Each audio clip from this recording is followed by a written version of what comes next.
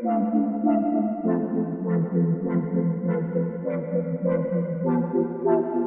into the Film Guy Network. It's football season, which means I've got a film study for you.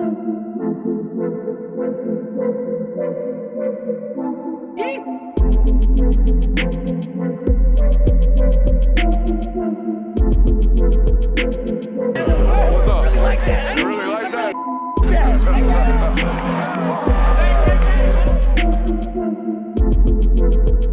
Let's shut up and grind some tape. Uncomfortability with the unknown. Okay, as a football player going into any football game, that was always, at least personally, my biggest, discomfort point, right? I don't exactly for a fact know what I'm about to get myself into. Don't know what the opponent across from me is going to look like or feel like. Don't know their strengths or capabilities. I don't know them. That's always been the biggest fear of an uncommon opponent or somebody you haven't played in years prior or don't have film of, right? We don't have film of what we do versus who they are and what they do. That is out the window this weekend for both of these football teams as Georgia and Texas rematch in this weekend's SEC championship game. And going into these football games against uncommon opponents or opponents that you haven't faced this year, normally I come in here, I give you a what to expect episode. Look, this is what they do. This is who they are. These are their formations. These are their personnels. These are who their players are. And to an extent, we're going to do that today. If you're a Texas fan coming today, you're going to learn a lot about Georgia's defense. If you're a Georgia fan coming today, you're going to learn a lot about Texas's offense. But really, in a rematch like this, when I go into evaluating the film from the previous matchup, I'm looking for yards left on tape, opportunities left on tape, chances left out there on the tape, right? That is the difference in this football game. What can you clean up from the first football game? What can you correct from the first game? What can you carry over and execute and continue to execute in that second matchup? That's what we're looking for today. And when I looked at the film last night of this Texas offense versus this Georgia defense, it was obviously eye-popping that Georgia's defense executed at an extremely high rate. But it was also eye-popping that Texas's offense left yardage and left opportunities on the tape. So that's what we're here to look at today. We got a rule around this network, okay? If you're new, first and foremost, hit that thumbs up button. Thanks for being here. If you don't know me, I'm Brooks Austin, the director of recruiting for Sports Illustrated, also more commonly known as the film guy around these parts. We talk a lot of college football. We break football down at a really, really high rate and a high level around here around the network. So we got a rule. If you learn anything about the game of football, you must subscribe. If you learn anything about your favorite football team that you didn't know coming into this, you must subscribe. If you have any fun at all, you must subscribe. All right, it's on the board. It's on the show. Let's do it. Let's shut up and let's grind the tape. All right, Jonathan, I got about, 20 snaps here to look at with you guys today. So we're going to go back. We're going to look at this offensive performance from Texas against Georgia. One thing you should know, and I think everybody should know and everybody agrees with going into this film study, Georgia's defense is not playing as good, near as good as they were in this game. We agree? All right, but we can also agree they kind of laid a dud against Mississippi State the week before they went out and did this. Okay, so what do we know about Georgia's defense? And for that matter, Georgia's football team, they've been doing this all year long, so you can't really prepare or predict what you're going to get, okay? You just got to, if you're an opponent, hope you're getting the worst version of those guys today. One thing I will tell you, if you're a Texas coach watching this today, all right, first of all, thank you for being here. Second of all, hit that thumbs up button. Third of all, subscribe. But fourth and honestly, foremost, you got to prepare for the 50 front this weekend, okay? Now, this is Georgia playing a 5-down front out of 4-2-5 personnel. Now, Jonathan, we sat here all week during the Georgia Tech film study this week talking about personnel matching. What are they doing with the personnel? Why are they doing what they're doing with the personnel? Here is a version of them playing a 50 front with 5 defensive backs on the field. The only way they can do that, and the only reason they can do that, is because Jalen Walker has the ability to play both stand-up outside linebacker, right, set the edge, do everything required to be a line of scrimmage player, and he can play off ball at the inside linebacker position. So here you see them in what looks like 3-4 personnel, right? 3 down linemen, 2 outside linebackers. Looks like 3-4 personnel is actually playing nickel personnel with Jonell Aguero on the field. So this is their way of being big and still being able to cover. Now, my question would be, why wasn't this deployed against Georgia Tech? Beside the point. Beside the point, you better be prepared to stop or at least get yardage against this 50-down bear front from the University of Georgia, okay? They played it a lot in this football game, and they played it to a really, really high rate in this football game. There you see a good look at it, right? Those 3 down linemen, bingo, bango, bongo, those 2 stand-up outside linebackers. But again, this guy is more of a hybrid football player, can play off ball and on ball like he is right here in this snap, okay? So got to prepare if you're Texas's offense for this style of defense out of this 4-2-5 nickel, okay?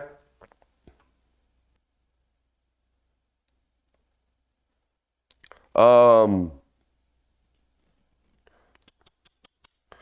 right, here's what I'm seeing, okay? And when you go back and you watch the last game, what we're looking for is opportunities as an offensive coordinator, opportunities to strike, right? Opportunities to strike. So here we go. We see this too high Tampa 2 shell, right, is what it looks like to me. It looks like these corners are playing a little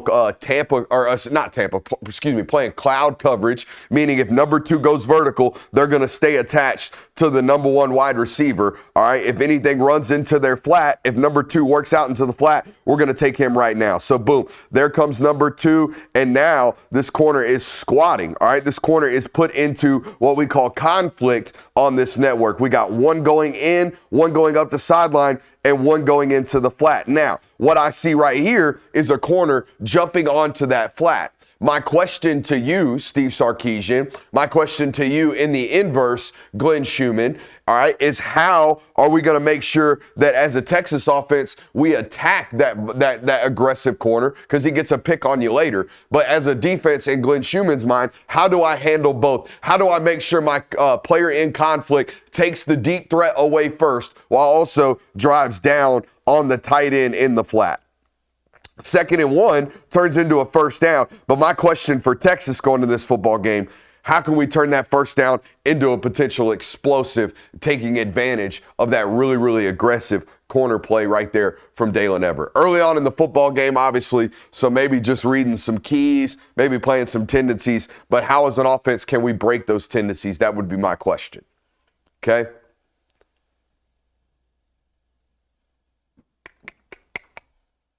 Going to play 4 next. I expect more and more innovative run looks in this football game. I know the stat sheet said what it said about Texas's ability to run the football in this first matchup, but I didn't feel like they ran the football explosively. I did not feel like they ran the football consistently. I felt like plays were either 7-yard gains or they were 1-yard gains or negative plays. There's no 5 yards in a cloud of dust method to this Texas offense. And when they're running their best, when they're able to, run deep action, play action passes off that, I feel like they're averaging north of that 5 yards per rush carry, and they're just, living in 2nd and 5 or less. And those are their opportunities to get really, really aggressive. I expect Sarkisian to really spend all week having his best run game designed for this football game, kind of like this play right here. They're going to get an exit motion, what we call around here, from the tight end back on the right. They're going to open up and run. Actually, kind of like a version of truck toss right here, Jonathan. I wouldn't call this wide zone because of what this wide receiver does right here when blocking down. This looks almost like a truck toss play. Look, they pin everything inside. Pin. We're going down. We're trying to get to the outside. We got some down blocks coming out here from wide receivers as well. Really well-designed run package right here to start the football game from Sarkisian. And that's something, if you're Georgia, we got to be very, very alert and prepared for. And this is what makes Sarkisian always has made him a really tough prep, Jonathan, because you kind of got to prep for what you think might happen. Okay, you can't just prep for what you see on tape. You've got to almost predict what he's going to put in, and that makes it really, really hard. You're almost best just living and dying by stopping the bread and butter and then, keeping the eye discipline right for whenever he throws the trick plays or he throws the new stuff on you. Now, here's where I really do think is the biggest problem for Texas going into this football game. They are, I'm not going to say screen dependent, but they are screen reliant. Okay, they rely on screens to help them alleviate the box, stretch the full 53 and a half, make teams run sideline to sideline. And when they're at their best, their screen game, their 2-yard, 3-yard completions bust for 70, 80-yard explosives. Now, as long as I've been doing this, and I want to knock on wood wherever it's available, okay, because people are going to say Brooksy jinked us if it happens on Saturday. But as long as I've been covering Georgia, I can't tell you the last time they allowed an explosive on a screen. I just can't. A wide receiver traditional, like here's a tunnel or here's a now screen, take it to the door. It hadn't happened. Jonathan, do you remember the last time a screen got taken for 75 or an explosive against Georgia? Not off the top of my head. It goes back that far. And look, I can do a lot of memory stuff with Georgia football, and my memory's pretty good since I've been covering this team. They just don't allow screen yardage, okay? And it's something that showed up in this football game as well. The question for Texas is, can we get one of these, just one of these to flip the field? Can we take a ball thrown at the line of scrimmage and get 18, 19, 20 yards? Historically, the answer is no. The reason being, the team speed for Georgia is just unmatched. It's unparalleled. They run sideline to sideline as good as anybody else because everybody in their second and third level of defense is a sub-11 second 100-meter runner. They just prioritize speed. This is the reason why. They know a lot of offenses do this type of stuff. So the best way to counteract it is obviously block destruction out on the edge, right? These guys got to be, those guys out in space got to be really good at defeating blocks. As you can see on this clip, they do a great job. This is where we coach it up at first, right? We got to coach this guy to defy that block, but also we recruit this. We recruit the speed. I ain't going to teach you how to run fast. I got to recruit you to know that when you get here, you got that go-go juice, okay?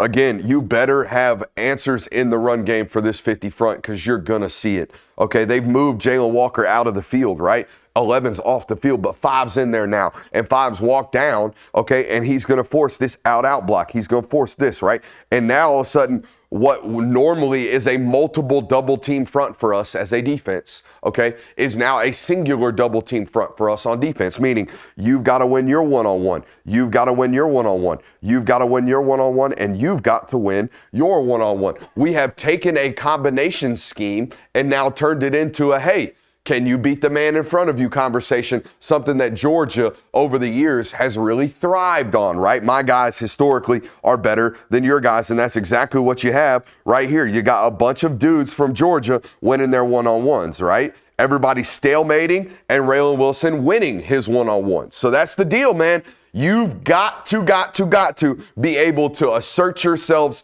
at the line of scrimmage against Georgia. And guess what? The teams that have been able to do it, they've had tremendous amounts of success against this football team, okay? You have to look no further than last week. Georgia Tech could run the football successfully, granted, albeit through a quarterback run scheme that you don't have available to your fingertips. However, it was really started with the resetting and the confusion of the line of scrimmage. We showed that on tape this week. My question for Georgia, okay? My question for Georgia is, can you strippity-strap these guys like you did in this football game? I don't know. Because over the last 4 or 5 weeks, you ain't been playing defense like you were in this football game. But look at this as the play develops, man. We're at 3 seconds right now. We're at the top of the drop as a quarterback. Chris Cole has their best weapon, Hunter Helm, absolutely strapped right now. Malachi Starks has got the deep over, absolutely strapped right now. The nickel has the wide receiver strapped right now. Dalen Everett has the wide receiver strapped right now. And oh, by the way, they're still able to play 2 high safeties against us, okay? So if Georgia can cover you like this, I'm going to tell you, Georgia's going to sack you like they did in this football game, okay? There was a lot of talk about the rush from Georgia in this game, and it was great, don't get me wrong. But the coverage in this football game was far superior to anything I expected in the lead up going into this one, especially after what they put on tape against Mississippi State. Now, even when the coverage wasn't perfect in this matchup, in the first game, I felt like Quinn missed some opportunities, right?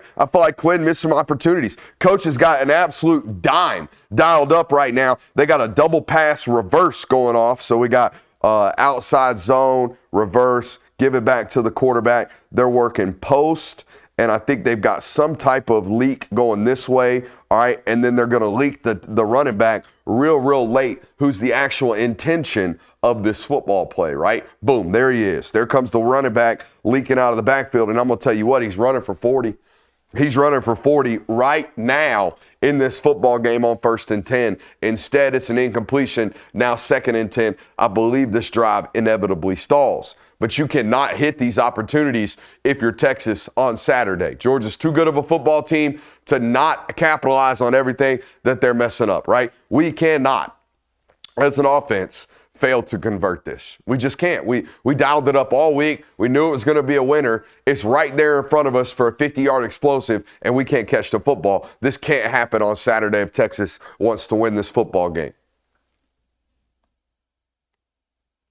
All right, so this has happened, and I'm not drafting Quinn Ewers. It's not my job to do so. I would be worried if I did, okay? Because I do see a lot of stuff on tape that will get you murdered on Saturday or on Sundays, right? Turning down open windows and turning down open opportunities is the number one way. Losing's the number one way. The number two way, turn downs, is the quickest way to lose your job in the NFL, because space being created is at such a premium that if it happens, you better rip the damn ball. And if you don't, we can't play you, right? We can't play you. Georgia's in cover 3. Okay, they're in cover 3. They're rocking and rolling the safeties like they should be because of the post and deep over concepts from Texas. We talked about that in the first iteration of these film studies. We got a deep third player here. We're going to have a deep third player here. Okay, so this right here, this dig from this number 1 wide receiver, inevitable against zone coverage, it will open.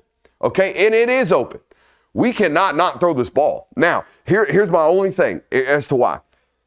I do see that linebacker hanging out underneath. I do see C.J. Allen sitting right there with his eyes on you. However, we got to make this throw. We have to make this throw, in my opinion, on time and in the right spot. Especially when you see it from the tight right here. This ball's got to be ripped. He's staring at it. I don't know why he doesn't like it. I don't know why he comes off it. He comes off of it before the linebacker even gets up underneath it. That's really weird to me. When your coordinator has winners called for you, you cannot miss them. You cannot miss them, especially when your coordinator is Steve Sarkisian. I think he spends all week, Jonathan. The third down package in this game for Georgia was 2-man. Okay, they played a lot of 2-man. They walk down, play man coverage here, man coverage here, man coverage here, man coverage over the top with 2 safeties as, quote, free hats, right? And they're going to spy this additional linebacker rush 4. Okay, that was their plan on 3rd and long. They played it all football game. Are they going to do so again this week? Yeah, I would have to prepare as if they will. They think they can cover me. That's what they think. So here's what we're going to do. We're going to spend all week in the coaching planning, right, designing our man beaters. We're going to have great man beaters on 3rd and long, okay? Because that's what, if we get in there, that's what we're expecting to see, okay? Didn't see a lot of cover 0. Didn't see a lot of pressure from Georgia on these downs. But I don't know if we have good enough man beaters right here. That being said, we have one. All right, we got the inside going out. We got the outside going in. So technically, we should get a rub on these 2-man players, right? Watch how perfectly Chris Cole passes this off. Okay, there goes my guy. Get back up underneath, stay on the hip. Look at Malachi Starks. Watch him pass this off.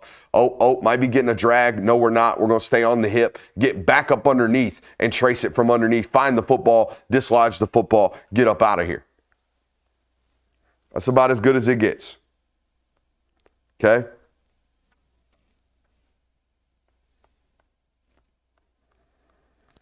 Going to play 16. All right, my question, we're going to the tight here.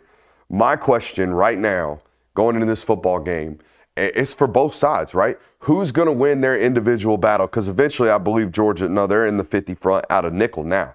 Okay, we showed you earlier they were playing a 50 front with the inside linebacker walked up on the line of scrimmage. Now they're walking the nickel down and playing a pseudo 50 front. Just bumped a little bit. We got the nose tackle over here in two separate techniques. Nonetheless, who can win these one-on-ones? Because I'm going to tell you what, this is great shit right here from 97. All right, it's really, really great rep right here from 97. Because if you do that on Saturday in the SEC championship game, they're going to be hard-pressed to run the football. There's no doubt about it, right? Can you have individual efforts that look like that? Also, we just got done watching an entire game, 100 some odd snaps of Georgia on defense. Linebackers were not creating displacement. They were not having any type of block disruption when the offensive lineman got to them. I want you to watch number 11 right here. I want you to watch the shock he throws with his hands, and boom, right there, boom. We completely extended him out. Now we have rendered that center completely useless. Eventually, we will defeat his block, right? Because we've created space again. We've put space in between him and I. But if he's able to go tit for tit with me, face mask to face mask, he's going to walk me up out of the equation. But if I can create some shock, if I can create some separation, if I can bring physicality, we're going to win the rep. And that's exactly what happened right there on that play. Can Georgia's front six do that for 4 quarters like they did in this football game? That's a big question that I will have. Who can create the momentum plays, right? Who can create plays like this in the game and swing momentum big time? I think this is one of the only corner blitzes I've seen from Georgia all year. At least they got home. Certainly they got home. I think they threw it a couple weeks later against UMass on that big 50-yard completion, Jonathan. Just didn't quite get home. But this is elite, okay? Great play call at the right time to call it as well. Who can create these types of momentum plays? And for that matter, who can avoid them? Who can best avoid these types of catastrophic mistakes? Watch it from the tight. Okay, you can see it's perfectly timed up. Doink. All right, now here's, again, the most concerning thing for me watching Quinn's tape this year has been the amount of turndowns that this young man has given. They've been running a lot of cover 3 to start this football game, has Georgia. They've been taking one of the safeties, rolling him into the box. It's Malachi Starks right now, and taking the other safety and having him play the deep field. So we got this deep third, we got this deep third. Now here's the concept for us offensively. We're running this out route right here against cover 3. Should be a winner. I mean, should be an absolute winner. And we're working this side of the field. You can see that from Quinn's eyes right now as he gets to the top of his drop. Now, why are we coming up off of this? I don't know. The only thing I can think of is, hey, we got an underneath defender sitting up underneath it, but his shoulders are open to the field. We rip this to the sideline right now. We've got a 10-yard completion on 1st and 10. Instead, we pull the football down and we scramble for 3 yards. Now, okay, 5 yards. That's awesome. I love that we get a positive result out of this. I just don't love seeing turndowns. I don't. And we see this week in and week out from Quinn, and the defense and the run game has been great enough to make everything okay. But in this football game, it wasn't, and everything wasn't okay. We all understand that as an audience, right? I don't want to see turndowns on tape, man. When our coordinator gives me a winner, I want to see you rip the damn ball.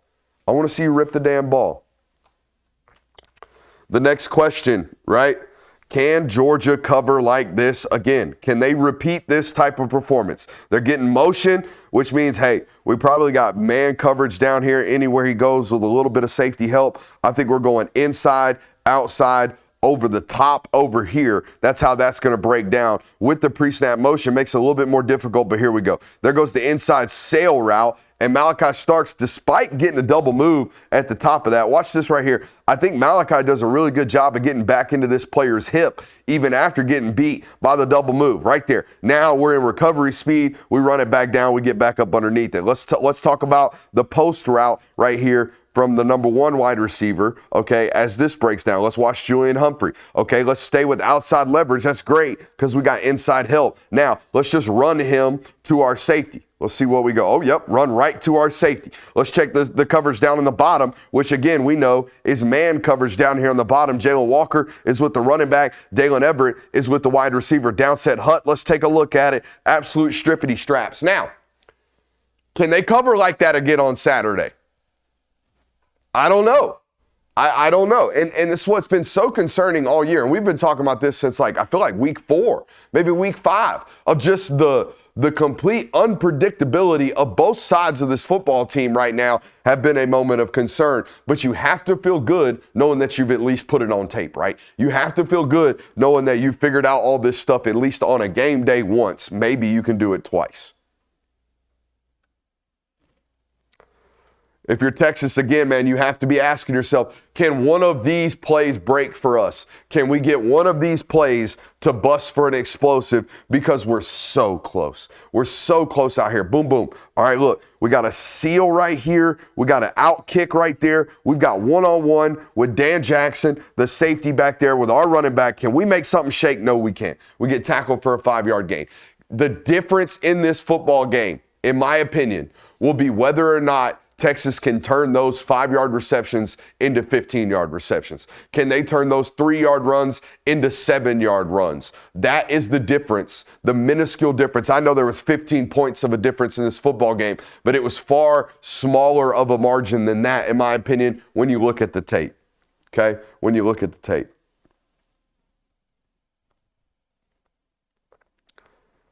Now, I think mixing the looks from Georgia creates a lot of confusion for a lot of football teams, particularly this football team, right? With their offensive coordinator being a play caller, being as smart as he is. We've seen a lot of cover 3 to start this football game, see some 2-man on 3rd and long. Now you get to the line of scrimmage, and you got one safety out here, one safety all the way out here. They're playing another safety at appears the nickel spot, and we have this simulated pressure walking up. I really don't know what they're running. I don't know what they're playing. I think I might be getting some type of man coverage, especially with the way that this corner's walked down. That would be my initial thought, right, when I come out to this play. And then I snap the ball, okay, and they haven't given me any indication that they're changing what they're doing, particularly at the top of the screen where I'm working, right? At the top of the screen, they haven't changed anything. They look like they're playing man. Oh, now all of a sudden his butt opens to the sideline, and he's got eyes on me. He's just reading me, running right to the football, and now we have an interception. Again, I think this has much more to do with the pre-snap disguise from Georgia than it even does an error by Quinn Ewers or an issue created by Georgia's defense after the snap. Okay, it's not a bad ball. I don't think it's a bad route by the wide receiver. I think this is disguised coverage getting you beat. Okay, because if you knew there was a flat defender right there, you'd be banging this hole throw right here. Hey, yo.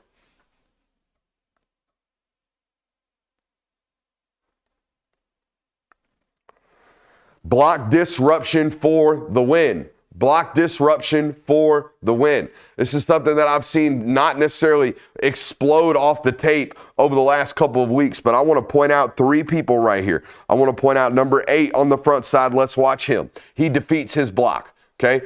Outside, oh, I'm getting stretched. Let's get our outside shoulder free, turn it back in. Great job by number 8. Okay, let's watch number 97, the next guy, the guy very next to him, okay? So we're trying to stretch this play. Do not get reached. Turn things back inside. At some point, get our outside arm free. That's exactly what 97 does right there. Let's take a look at 52, the nose tackle on the inside. Now, oh my God, look at the penetration that he created, right? Look, oh, reset the line of scrimmage. If you're going to run by me, you're going to have to bubble around me. That's a great job by 52. Now we sprint to the football. Now we turn on the gears and get on our horse and run to the football. It's a great job on the front side of that play by those defenders. You get to see a look at it from the tight right here, okay?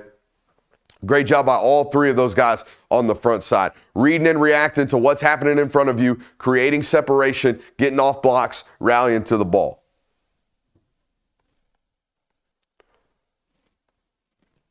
Pressure solves all problems in football, Jonathan. I don't care if you got dudes running butt-ass naked into my back end, okay? It don't matter. If I create pressure, that's a touchdown. That's an absolute touchdown on this out and up against cover 3. It's going for 70 right now, I'm telling you, okay? But look at the pocket. Look at the pocket right now, okay? You ain't winning when the pocket looks like that, even if the other team ain't covering. Now, you could tell me, oh, we got to check the ball down. That's fine. Check the ball down on 3rd and 11. That's what we want. We want you to check the ball down.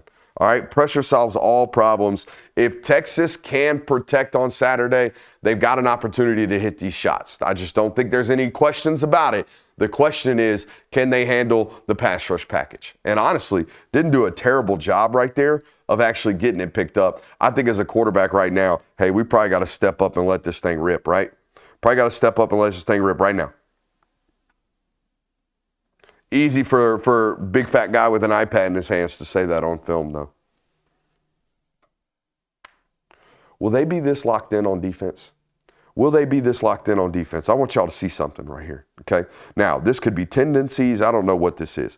But they're going to fire this nickel off play action. And it's not just that they fire him. It's where he attacks, okay? Watch him attack the upfield shoulder of the quarterback. Look at his line. Okay, watch it from the tight. Look at his angle. Look at how disciplined this rush is from number 8, okay? This discipline screams on tape, man. And I notice it because it's been lacking. It's been lacking the last couple weeks. There is no doubt in 8's mind, I've got boot reverse. I got boot reverse. I got boot reverse. I don't care what happens. I don't care what it looks like. I don't care if the quarterback puts it in the belly of the running back. I got boot reverse. I'm going to sprint to the upfield hip of that quarterback. Look at that right there. Boom. Sprints right to it. Never once gets thrown off of his path. And boom, he's right there in the position to make a big play. Now, let's look at the other thing. Because if we fire the nickel, okay, the front side safety's got to roll with him, right? And we're rolling the safety back here, and now we're going to play cover 3. So let's look. Let's look at what happens with this front side safety. Let's watch how decisive and glued in number 17 is right here, okay? Oh, drive down, immediately wham, okay? Are you going to be this locked in? Are you? Okay, because for weeks now, we ain't seen this defense this locked in. So I need it. I need to see it again for matchup purposes. For matchup purposes, I need to see this defense locked the in.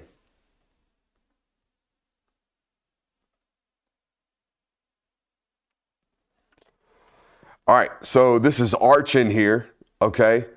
And at this point, they've been mixing the looks, right? Showing man, playing zone, showing 2 high, playing 1 high, showing 1 high, playing 2. They've been mixing the looks all day, all right? And right now, it looks to me like he's probably getting some type of man coverage, but he doesn't know.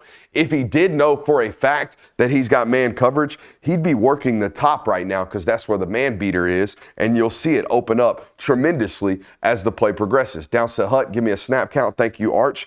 Boom. There's the drag opening right now, okay, and the corner route from the tight end inevitably, or from the wide receiver inevitably opens too. So on the man side of things right here, we've got winners, okay? He was attacking the zone side as the ball was snapped. Watch. Downset Hut, he's going to work to the short side of the field right now because he thinks he might be getting zone coverage. And they've got this bender and this little out route right here to occupy or to at least stress that would be zone defender. But they're getting man coverage, so it's a problem. Okay, so now we create hesitation, we pull the ball down, we take off running on 3rd down, and we're punting the football. Okay, all by just disguising the coverages. All right, so if you're a Texas fan watching this, you got to know that your quarterback's got to be able to dissect pre-snap, post-snap reads. They luckily get a pass interference, or not a pass interference, a face mask right there on that play. Not luckily, it was definitely a face mask. The dig is clearing, boys. The dig is clearing. Okay, one thing I know about offense, okay, if you give me time, this dig route right here, this dig route will 100% of the time open up against zone coverage. At some point, it's going to run to grass. It's about whether or not you've got time to throw it and whether or not you're on time when you throw it. Those are the 2 discussion points, right? So here we go. He's trying to take the shot on the inside, on the safety, running on the midfield crosser. Little does he know the dig's going to run for 35 yards. Okay, the dig's right there. Again, these are the things on tape where you got to ask, hey, do we assume that they miss those again, or do we assume that they hit some of those? I'm of the variety to believe that both is going to happen. I think you're still going to miss some of these because that's how football works. I also think you're going to hit some of these because as humans, we get better the second time we see something. Okay? Where are we at time-wise, Jonathan? 35. Hell yeah. Y'all getting all kind of free work this week.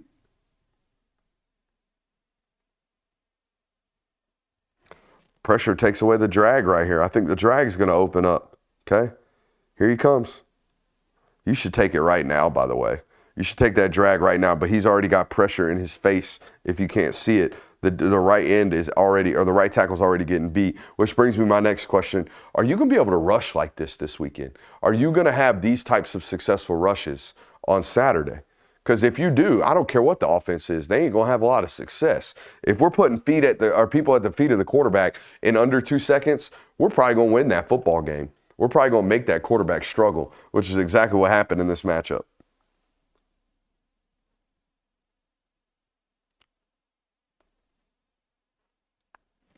Same thing here. Same question. Can you rush this well on Saturday? Damon Wilson, 2 great rushes in a row right there, beating that right tackle. My other question, is Kelvin Banks going to be available in this football game?